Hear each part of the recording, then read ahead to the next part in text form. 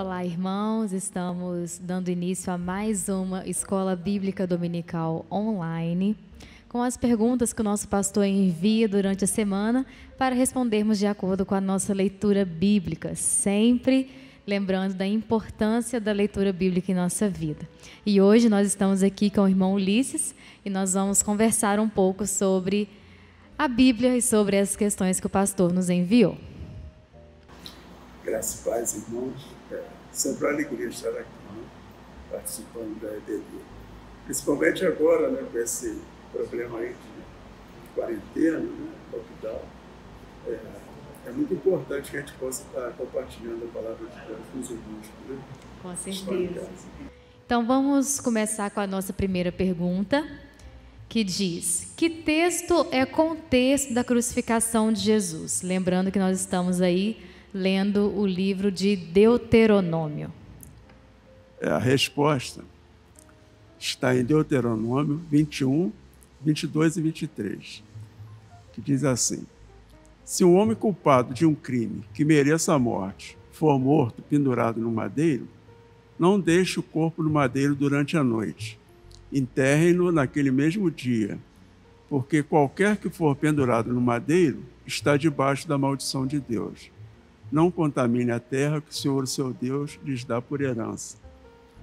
E o versículo que a gente pode dizer que é correspondente a esse no Novo Testamento, ele está em João 19, de 31 a 33, que diz: então, os judeus, para que no sábado não ficassem os corpos na cruz, visto como era a preparação, pois era grande o dia daquele sábado, rogaram a Pilatos que se lhes quebrassem as pernas e fossem tirados.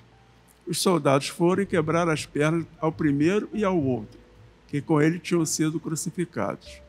Chegando-se, porém, a Jesus, como visse que já estava morto, não lhe quebraram as pernas.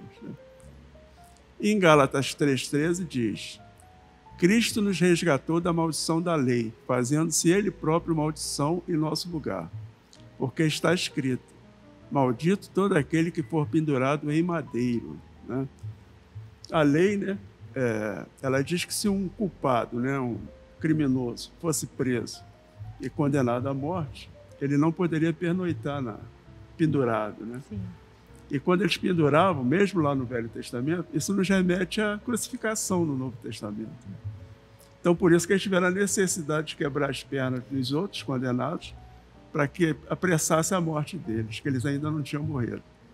Mas quando eles chegaram em Jesus, Jesus já tinha entregue a própria vida. Né? Jesus entregou a vida dele. Né? Então a gente vê ali um inocente, né? Se fez maldição, porque a morte na cruz era uma maldição. Né? Era uma morte assim que trazia até a vergonha para aquele morto que está ali pendurado, para a família do morto. Então Jesus se fez maldição no nosso lugar. Não é isso? Ele levou nossas culpas, né? Nossos pecados ali na cruz. Ele nos lavou, né, de toda a culpa e todo pecado para que a gente pudesse ter a vida eterna. Então, um inocente pagando ali pelos pecadores. É muito bacana essa conexão, né? Aí você pega lá no Velho, algo que você também pega no Novo, porque a Bíblia, ela tem muito isso, né? Essa conexão sempre ligando a Cristo. Tudo liga a Cristo. Com certeza. Eu sou até repetitivo nisso, né? Mas toda a Bíblia remete para Jesus. Né? Toda a Bíblia, o Velho Testamento, a gente pega os textos, vai ler, assim, a gente está sempre olhando para Jesus. Com certeza, isso é muito, muito interessante de se ver. Então eu convido você a abrir a sua Bíblia, em Deuteronômio, capítulo 21, nos versos 22 e 23, e riscar aí a nossa primeira resposta. A nossa segunda pergunta diz: o que Israel deveria fazer com as primícias dos frutos da terra? A resposta está em Deuteronômio 24, os versículos 19, 20 e 21. E diz: quando no seu campo cegares a messe e nele esqueceres um feixe de espigas, não voltará a tomá-lo, para que o estrangeiro, para que o órfão e para que a viúva será.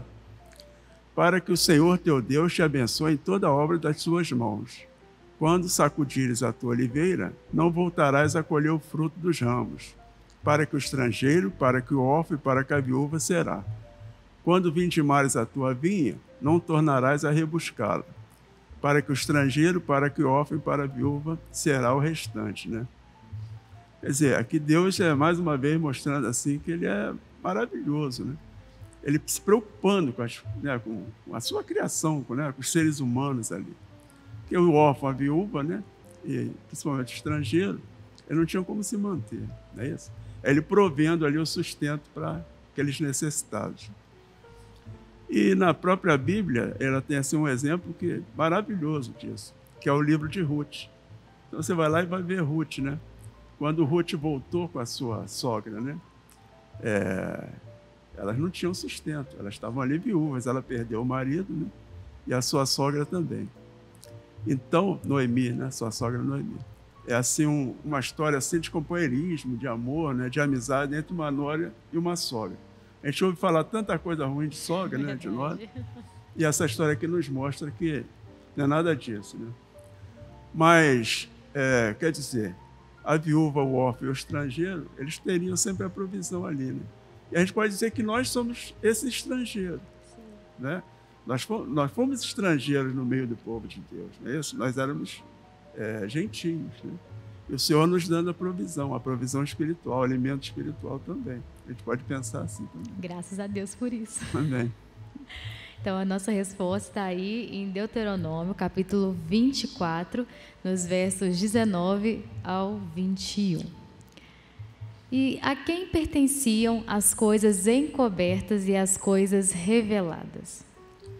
A resposta está em Deuteronômio 29, 29. As coisas encobertas pertencem ao Senhor nosso Deus, porém as reveladas nos pertencem a nós e a nossos filhos, para sempre, para que cumpramos todas as palavras dessa lei, né?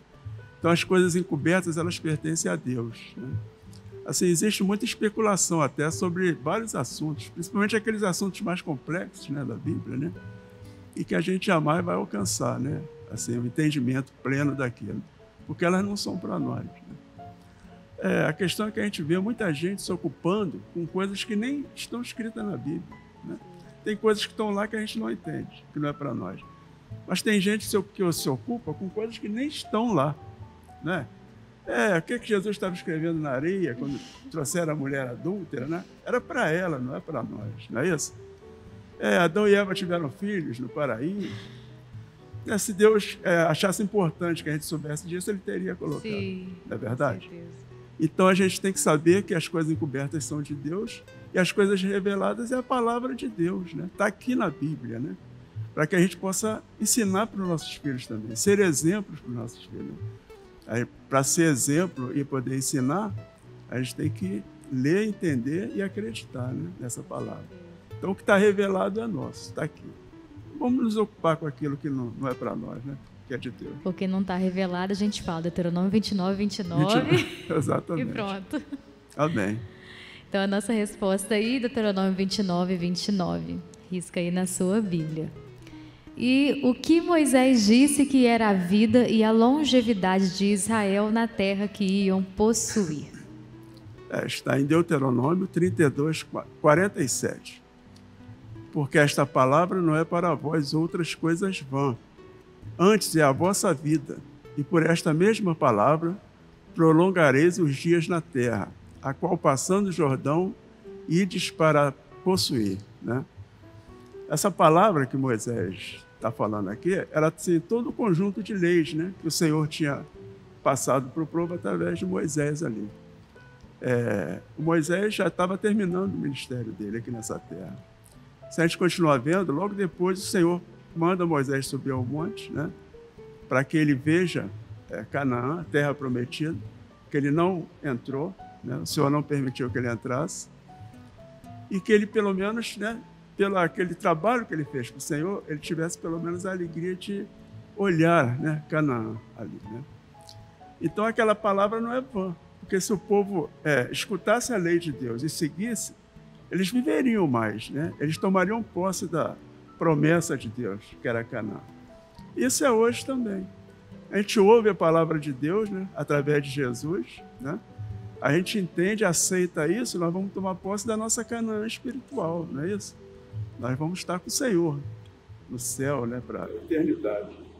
Então, essa palavra aqui de Moisés assim, é um cântico, assim, é muito bonito, né? Vale a pena a gente ler sempre, que ele realmente, assim como se estivesse se despedindo do povo e exortando o povo para que eles, né, seguissem as leis de Deus. Né?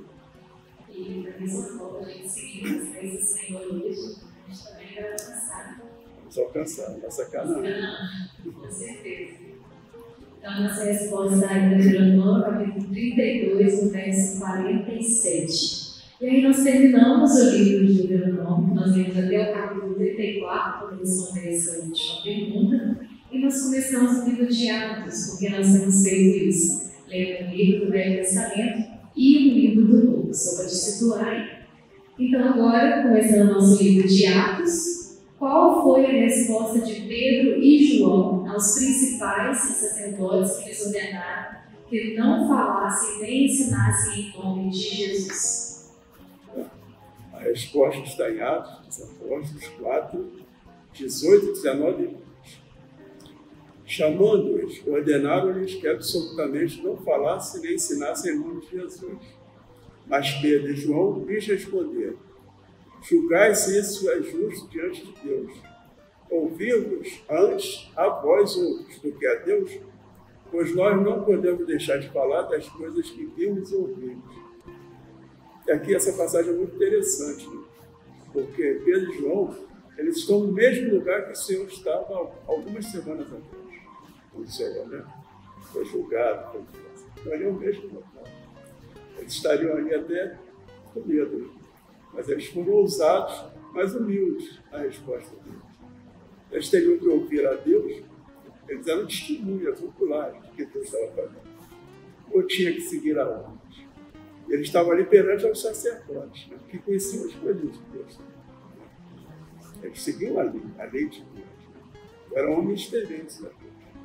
Então isso mostra que quando você for confrontado, né, hoje isso é muito comum, né? Você no local, um ambiente de trabalho. Né? Às vezes você não tem liberdade de falar das coisas de Deus. É isso? Você não tem que partir para o confronto com o chefe, com o gerente, com o seu patrão. Né? Você tem que demonstrar humildade, mas ao mesmo tempo você tem que falar com autoridade. Né? Porque você conhece, você sabe das coisas de Deus. Você é uma testemunha, né, dos milagres do Senhor Jesus. Ele faz todos os dias. Então Pedro e João, esse é um grande exemplo, né? De humildade, né? Mas ao mesmo tempo de não se omitir e falar da palavra com ousadia. Eu quero muito ensinar, praticamente. Não deixar de falar, porque muitas vezes a gente deixa de falar com medo que as pessoas vão pensar de você, como as pessoas vão agir, né? E eu acredito quando você fala do amor de Jesus, que você vive na sua vida, faz muita diferença nas pessoas. A gente, assim, que é mais velho, do Evangelho, né, de vida, assim, a gente já passou por muitas experiências. Eu já passei por situações onde eu poderia ter falado de Jesus e não falei, não omiti, né? Por medo ali, entendeu? Fiquei constrangido, talvez com vergonha, isso já aconteceu. Eu não sou hipócrita para falar com isso. Mas também já falei com ousadia, em situações que talvez fosse até prejudiciais a mim. Entendeu? O Espírito Santo me incomodou e eu falei do Senhor. Deus. Eu me lembro bem que um irmão em Cristo sentiu outra denominação. Ele estava sendo muito atacado lá no ambiente de trabalho. Assim, eu não defendi Deus, mas eu fui defender o irmão, entendeu? E como eu tinha um cargo assim, de chefia, sabe? Eu impus o meu cargo. Talvez eu não tenha sido tão humilde quanto Pedro, mas eu impus ali naquele momento e falei com ousadia para pessoas que normalmente talvez não falassem. Mas o grande exemplo de Pedro e João é esse, que a gente continue humilde, né, se mantenha humilde, mas também que a gente não fique com medo de se for te falar das coisas do Senhor Jesus. Com certeza. Então, a nossa resposta está aí em Atos, capítulo 4, dos versos 18 ao verso 20.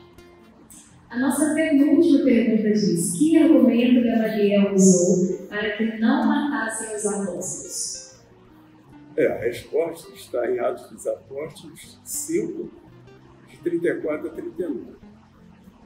Mas levantando-se no sinédrio, um fariseu chamado Gamaliel, mestre da lei, acatado por todo o povo, mandou retirar os homens por um pouco. E lhes disse: Israelitas, atentai bem no que ides fazer a estes homens, porque antes destes dias se levantou Teudas, insinuando ser ele alguma coisa, ao qual se agregaram cerca de 400 homens.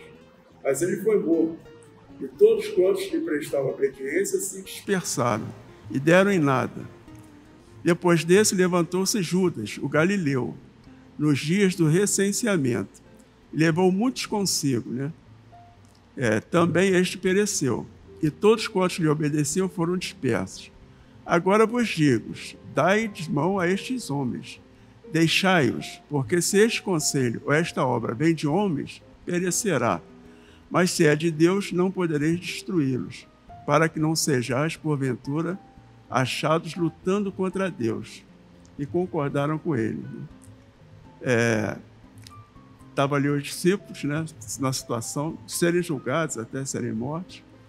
E Deus usou, né, o Gamaliel para poder falar ali a favor dos discípulos, né. O pastor aqui, no estudo dele, ele fala um pouquinho até quem era esse Teudas, eu acho que é Teudas, acho que eu pronuncio assim, não sei direito, né.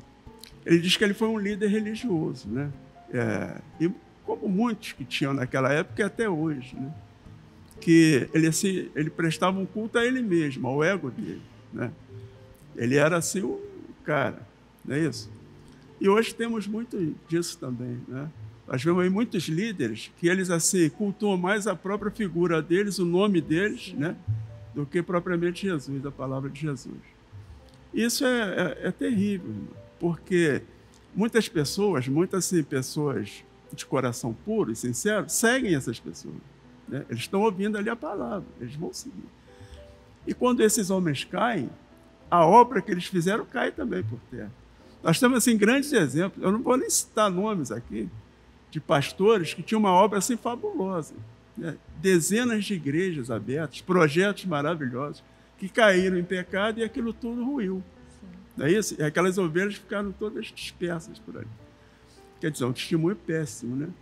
Então, esse Teudas era mais ou menos assim, era um religioso, né, que ele cultuava mais, né, a ele mesmo do que a Deus. Não é isso? E o Judas, né, a história diz que ele era um homem que fingiu ser o Messias. Quer dizer, pior ainda, né? E a própria palavra diz que hoje também terão falsos Messias. Mas ele lá naquele tempo ele já tinha disso. Então ele fingiu que era o Messias, ele angariou muitas pessoas do lado dele e ele começou uma rebelião contra os romanos, né? Pregando que não se devesse pagar impostos para os romanos. E a resposta dos romanos foi terrível, né? Morreu muita gente, eles foram dispersos. Então, quer dizer, e o Senhor usa o Gamaliel, né, para, quer dizer, libertar ali os discípulos. Só que a gente tem que se olhar para Gamaliel, a gente vai ver que Gamaliel ele era um fariseu, né, inimigo de Jesus. Ele era fariseu, inimigo de Jesus, né? Os fariseus eram inimigos de Jesus. E a palavra diz também que ele tinha sido um tutor de Paulo. Paulo diz isso, né? Está aqui, ó, em Atos 22, 3. Quanto a mim, sou judeu nascido em Tarso da Cilícia, e nesta cidade criado aos pés de Gamaliel, instruído conforme a verdade da lei de nossos pais, zelador de Deus, como todos vós hoje sois. Provavelmente o Paulo foi até instruído por Gamaliel para perseguir a igreja, matar a igreja. Então você vê que quando Deus quer, ele usa até um inimigo, né? Com certeza. Para fazer a obra ali, entendeu? Mas a lição que fica é essa, entendeu? Que a palavra de Deus sempre prevalecerá. E acabou o Gamaliel falando uma coisa assim, né? Assim, importante, né? É a verdade. Se fosse de Deus, prosperaria, né? Se fosse dos homens, acabaria. E salvou também, né, a vida até ali, naquele momento, né? Dos apóstolos ali.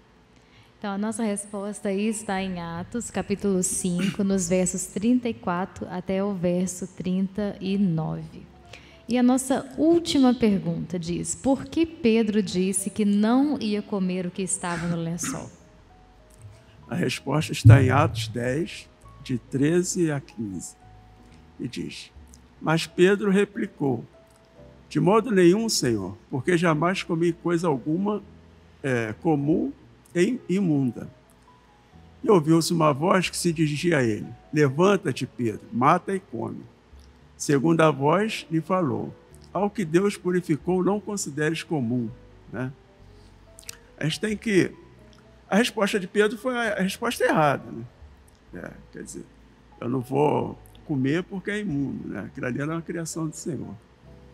Mas a gente tem que entender Pedro, porque ali estava sendo o início, né, da igreja de Cristo. Então Pedro, ele era judeu, ele ainda era judeu, né? E todos os irmãos que pertenciam à igreja primitiva ali eram judeus convertidos, né? Então eles olharam para Pedro e viram que Pedro estava na casa do Cornélio, um gentio. E os judeus não entravam na casa de um gentio, ia se contaminar, não é isso? E Pedro foi confrontado e foi cobrado pelos aqueles irmãos, né? Então o Senhor teve que primeiro tratar com Pedro para que ele quebrasse aquele paradigma, né, da lei que ainda estava impregnado, né, nele, na mente dele, aquele racismo dele, né? Então, assim, racismo contra os outros povos que não fossem judeus. Então Deus tratou ali, assim, da alma e da mente de Pedro. E Pedro se libertou disso. Pedro era realmente uma pessoa especial. E a Bíblia, a palavra, nos mostra as fraquezas de Pedro, mas ao mesmo tempo mostra a restauração de Pedro. Todo instante, né? Então, depois que o Senhor tratou com Pedro, Pedro vai na igreja e dá esse testemunho para a igreja. E fala com autoridade. E eles olham para Pedro e concordam com Pedro. Ali começa o ministério dos gentios. Nós fomos incluídos ali, né? Sim. Por eles. Então, a gente tem que, assim, entender que o evangelho de Cristo, ela assim, não está presa a comida, a bebida, a dias santos, a sábados. Ela não está presa a nada disso, a tradições, né? Cultura. Ela está assim, fundamentada no amor de Deus para conosco, né? O sacrifício de Cristo na cruz. A mensagem é a da cruz, não é isso? Não é mais a lei, né? A lei agora serve só como uma bússola, né? Como um sinal te mostrando o caminho que você não pode ir, não é isso? Mas o veículo que vai te levar não é mais a lei, agora é Jesus, né? Então, essa passagem assim, é muito maravilhosa.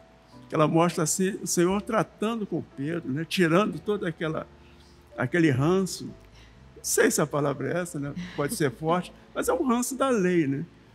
O próprio Senhor Jesus já falou, né, que todo legalista é um hipócrita. Ele fala isso nos evangelhos. Então ele tinha que realmente largar, abandonar todas aquelas suas tradições, quebrar os seus paradigmas, para que ele pudesse levar a palavra para todos nós e que ela pudesse chegar até hoje, né? Com certeza. Nós. Ali, em outras palavras, ele fez uma ruptura. Uma ruptura, né? Ali foi a ruptura. Com certeza. Você usou a palavra certa. Foi uma ruptura ali. Entre o velho para o novo. Entre a velha aliança para a nova aliança. Né? Entre a lei e a graça de Deus. Com certeza. Então, a nossa resposta está aí em Atos, capítulo 10, nos versos 13 ao 15. Risca aí na sua Bíblia. Ulisses, eu gostaria de agradecer, né, pela disponibilidade de estar aqui, conversar, tirar esse tempo para a gente poder falar um pouquinho sobre a palavra do Senhor. Amém. E é muito gratificante, né? Muito bom. A gente aprende, a gente cresce junto. Sim. Né? A gente não pode se prender às circunstâncias, né, do momento que nós estamos vivendo, né? E sempre que a gente tiver oportunidade, vamos falar da palavra de Deus, não é isso? E serve para os irmãos refletirem, né? Lerem mais, procurar saber. O que a gente falar aqui, os irmãos têm que ir lá na Bíblia e ver, ó, será que falou certo? É assim que a Bíblia nos diz, né? Mas que o Senhor possa abençoar, né, a todos nós agora, nesses momentos. E qualquer dúvida também que tenham, que vocês tenham, pode também mandar mensagem para o pastor, que ele também responde às nossas perguntas, né? Exatamente. Com certeza. Então, muito obrigada, que Deus continue abençoando a sua vida e até mais. Amém.